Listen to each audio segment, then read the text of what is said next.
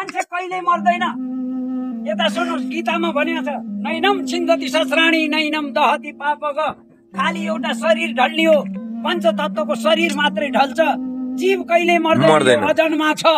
यो अजन्मा भएको कारणले हामीले यहाँ सुकर्म गर्यौं भने त्यो सञ्चित कर्मले हुनेवाला जन्ममा हामीले फेरि योभन्दा बढी सुख भोग गर्न पाउने छौँ र भगवानको भजन गर्ने मौका पनि मिल्ने छ।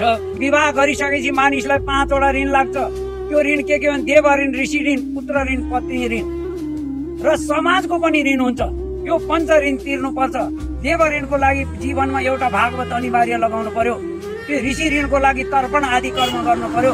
पितृ ऋणको लागि गया काशी र ब्रह्म कपालीमा श्राद्ध गर्नु पर्यो। र पत्नी ऋण, पुत्र ऋणको लागि पुत्र जन्माइसकेपछि पुत्रको पढाउने, लेखाउने, बिहा दान गरेर कमाएर खाने योग्य बनाएर विवाह गरिदिनु पर्यो। पत्नी ऋणको लागि यदि वानप्रस्थमा सँगै जाने योग्य छन् भने सँगै लिएर हिँड्नु पर्यो। योग्य छैनन् भने, या सन्चो छैन, बिरामी छन् भने उनलाई आजीवन खान पुग्ने गरी व्यवस्था गरेर छोडिदिनु पर्यो। अनि मात्रै वानप्रस्थी हुन पाइन्छ। मैले चाहिँ जेठो नातिको व्रत मन्नसम्म गरेर आफ्नो कर्म पुरा गरेर अहिले 15 वर्ष भयो। म धनुषा धाम सिद्ध हनुमान मन्दिरमा गुरु आश्रम हो। अहिले गुरु बित्न भयो, मेरै जिम्मामा आश्रम छ, म त्यहीँ बस्छु। अहिले पशुपतिनाथको दर्शन गरेर मुक्तिनाथ फर्केर आएको छु। र साधुको मन कस्तो हुनुपर्छ? चन्द्रमा मनसो जात वेद, चन्द्रमा मनसो जात चक्षु सूर्यो अजायत श्रोत्रात् वायु च प्राण च मुखात् अग्निरजायत।